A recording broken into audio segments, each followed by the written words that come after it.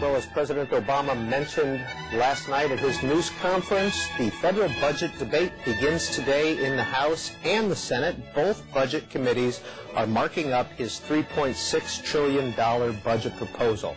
And we want to hear from you about that this morning. 202 is the area code for all of our numbers. 737-0002 for Democrats, 737-0001 for Republicans, and 628-0205 for all others. We're going to be talking about the federal budget debate, and we're joined by the Republican Whip in the House, Eric Cantor. Representative Cantor, a lot of the commentary, a lot of the headlines are like this one this morning. Obama links budget to recovery. Do you agree with that assessment? Well, Peter, I do. I think that the priorities of this administration and this Congress will be reflected in the budget document.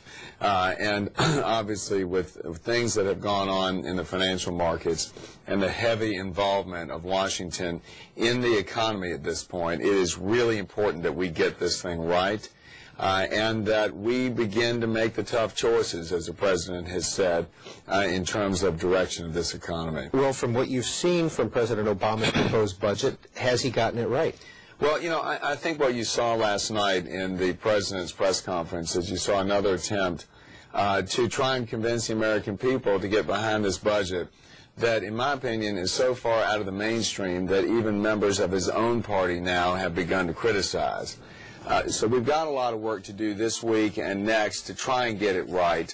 You know, Peter, there are a lot of folks watching this show right now who are readying themselves to take their kids to school. They're worried about their jobs. And they're looking to Washington to make the tough choices so that we can get jobs created again. We can get this economy back on track. Well, a lot of the focus is on the Senate Democrats, and Kent Conrad, the chairman of the Budget Committee in the Senate, has talked about taking out the tax cuts in the budget. Do you agree with that? Well, what I think that we ought to really be doing is number one, focusing on job creation. I mean, from the very beginning, when we took upon the stimulus bill, we took that up.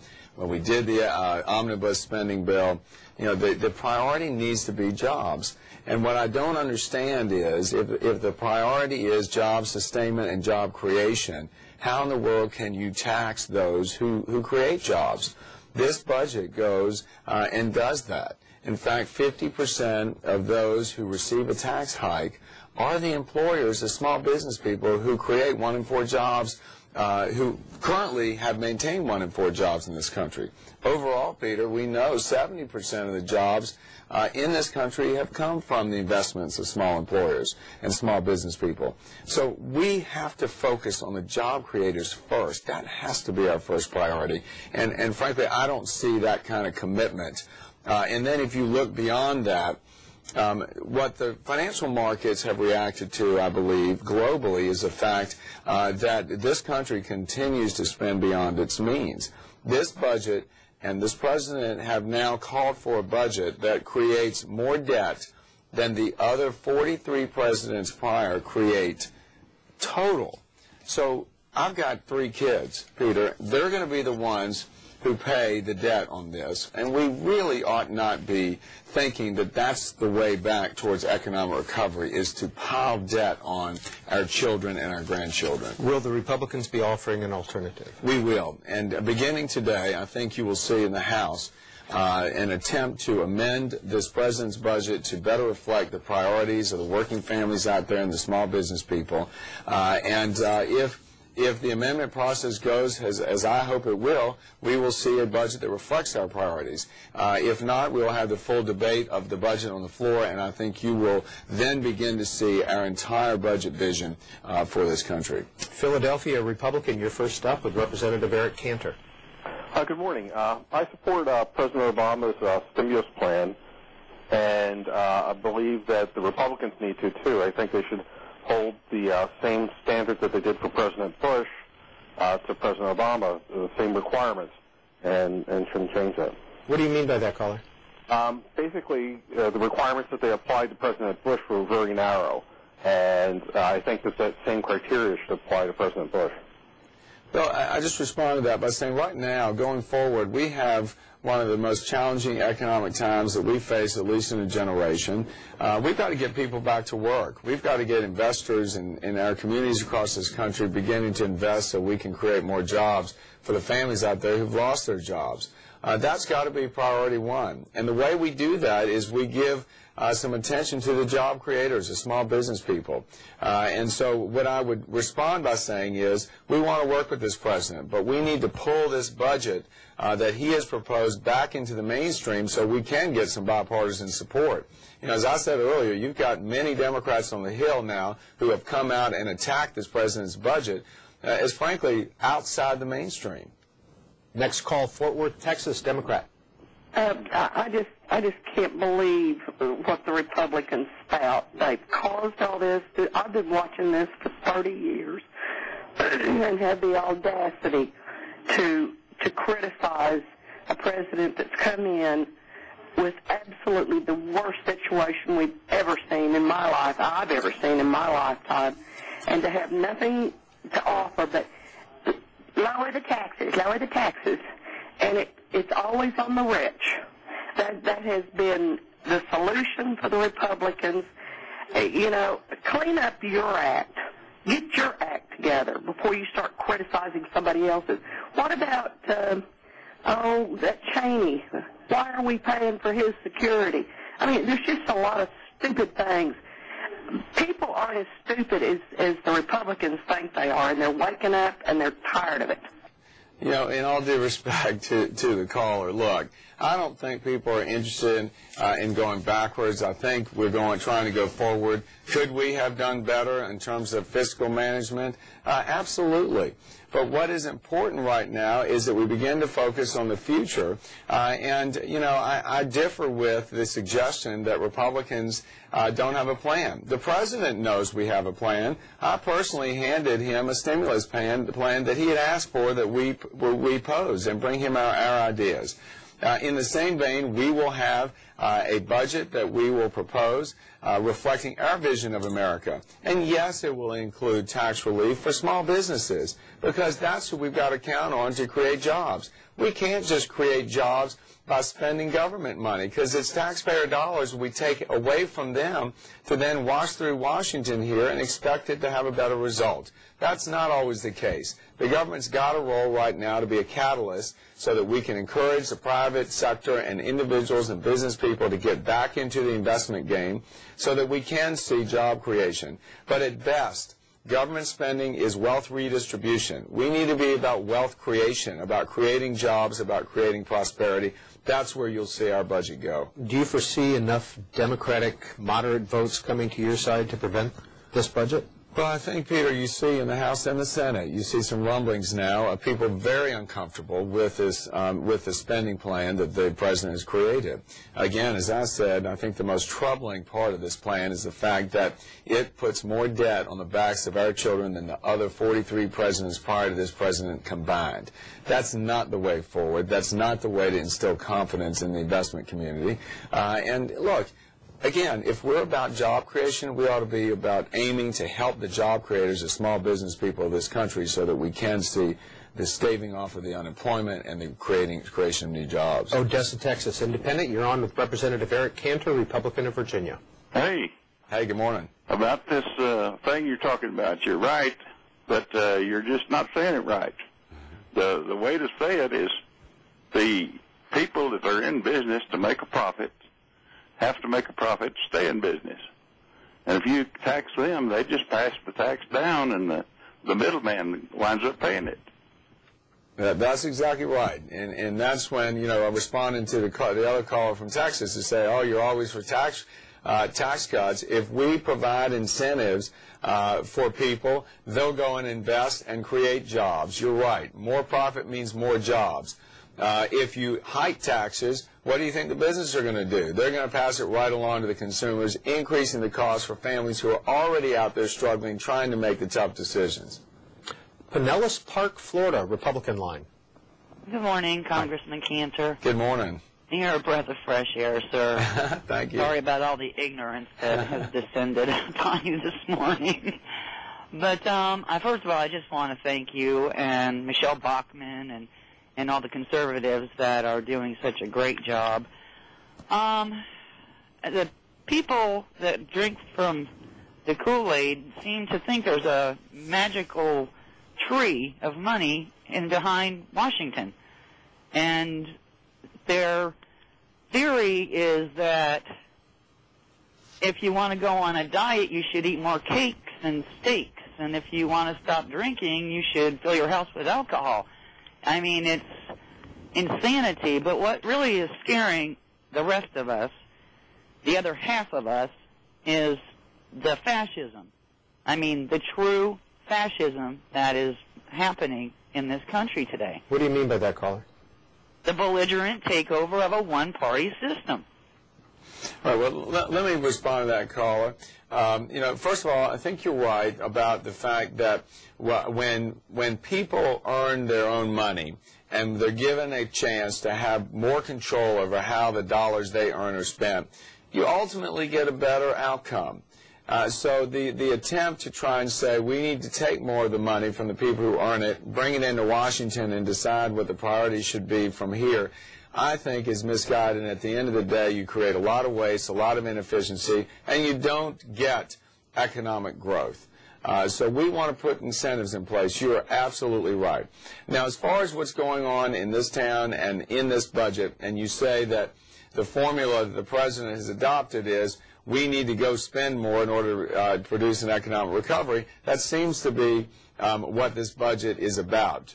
Because you're right, this budget spends more, and it represents a larger portion, government expenditure, a larger portion of GDP than we've had since 1945. So I agree with you that we need to make the same kind of choices here in Washington that working families are trying to deal with every single day.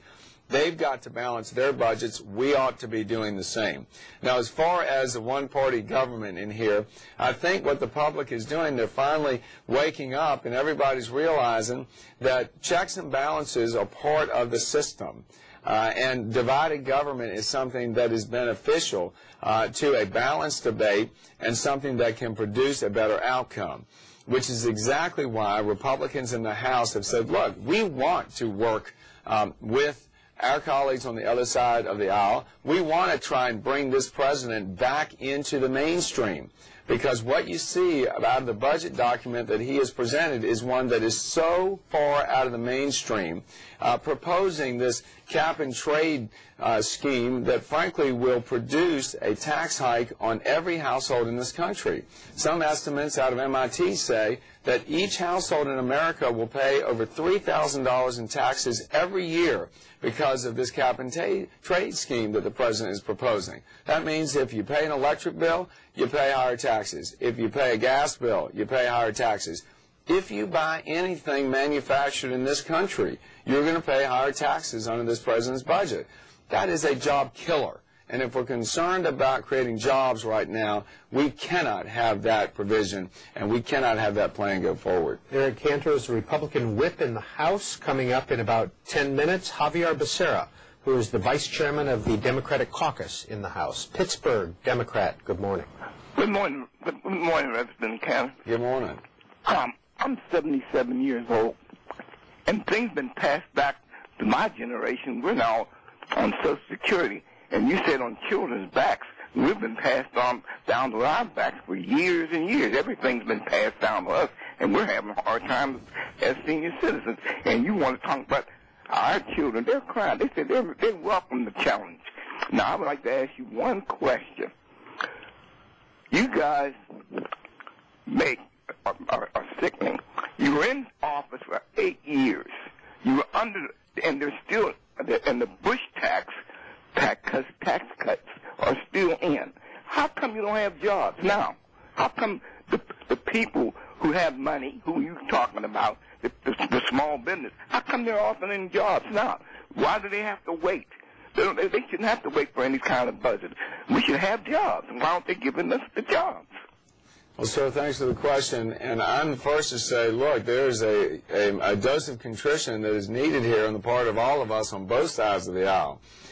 We have to go back to the kind of principles that made this country such a success in the past. I mean, we've got to go back to the principles of personal responsibility, where folks know that they can work hard, make sacrifices, live within their means, and they get rewards. We cannot see us go on down the path where we are rewarding failure. This is the kind of situation you saw with the AIG situation. The public understands those institutions on Wall Street wouldn't be there without taxpayer dollars, their dollars going in to prop up some of these institutions. So we've got to get back to the point where folks who lend money are held accountable for making those loans, and there are consequences, and that we reward those who are doing the right thing, playing by the rules. That's exactly what our budget will reflect. Our budget will reflect trying to help homeowners who are playing by the rules, who are trying to make their mortgage payments and do so every month, and not calling them to subsidize those who have not played by the rules.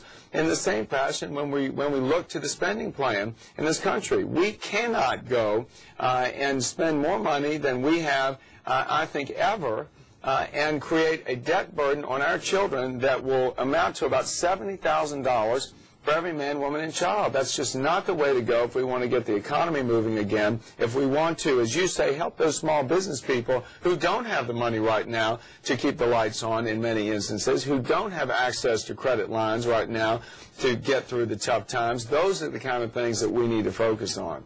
Tampa, Florida, independent line. Hey, good morning, Peter. Hi. Representative Canton. Good morning. How you doing this morning? Okay, how are you? Okay. I'm sitting at home on the couch, not working. You're talking about creating jobs. Why don't you touch on illegal immigration, all the jobs that they've taken. I'm in construction. I used to have a well-paying job, could support my family. They've taken the wage so down, I've lost probably 60% of what I used to make. Touch on the social services, the jobs that they're taking, the social service programs. Get a dollar figure in there. I've heard up to $300 billion a year. I think something needs to be done about this, and I think you all need to get serious about this because, like I said, I'm a native Floridian. I'm a Native American. I'm sitting on the couch. There's jobs going on, but the illegals have got them. Well, listen, Carl, you make the point that this is a country of laws that we have here, and we've got to make sure that they're enforced. And we've had a history over the decades that the enforcement at the border has not been totally, efficient and able to keep those who want to get into this country out. In addition to that, in the interior of this country, we've got to put in place laws and give our law enforcement the tools that they need to enforce those laws as far as the immigration situation is concerned. So I agree with you that we need to address the question of illegal immigration and make it so that we can provide the confidence to the American people that this government is doing its job. As far as the job situation, I know your state has been really hit as far as unemployment is concerned. The construction industry, especially in Florida, as well as many other states, has really taken a hit. This goes back to the economy. This goes back to the fact that the credit markets are not working. And if the small businesses of your area, just like in so many across this country, can begin to access credit lines and present to their bankers credit-worthy loans, we can get this economy moving again. There's a real lack of confidence right now. People are looking to leadership. People are looking to Washington. People are looking to communities all across this country to see that Washington can finally produce some transparency and produce a level playing field so the private sector can begin to generate wealth again and to create wealth. Representative Cantor, what's the unemployment rate in the 7th District, which is kind of outside of Richmond and Central Virginia? Right. The unemployment rate in the greater Richmond area is about 6%, and we've had in the 7th District probably a little better go than that. But just like many other communities across this country, we've had thousands of jobs laid off. Circuit City is a big headquarters in our district, thousands of jobs laid off. Land America is another company that collapsed. And this is real to people. I mean, this is not just a statistic. These people wake up, they don't have a paycheck, they don't have a bonus, which is part of the problem last week when you're asking taxpayers who don't have a job to help support people who want a bonus at a failed institution that wouldn't be there otherwise if it were not for the taxpayer money. Now, these are people who don't even have access to COBRA or health insurance. So this is the critical piece of what we're trying to do here. We are not just talking theory. You know, and this is why I'm hopeful that the White House can begin to listen to people who've actually run an enterprise, made payroll, paid benefits, paid taxes, and try and do the things that make a difference to small business people so we can create jobs again. Cleveland, Tennessee, Republican. You're on with Eric Cantor. Morning, Representative Cantor. This is Byron Harrison, Cleveland, Tennessee. Good morning. Morning. You already hit on this cap and trade. That was one of my big concerns. I think you need to go into a lot of specific details on exactly how it's going to affect the American public. I just don't think they have a clue as to what's going on. And I've got another idea also. Have you guys ever looked at the Communist Party USA webpage? Why, caller?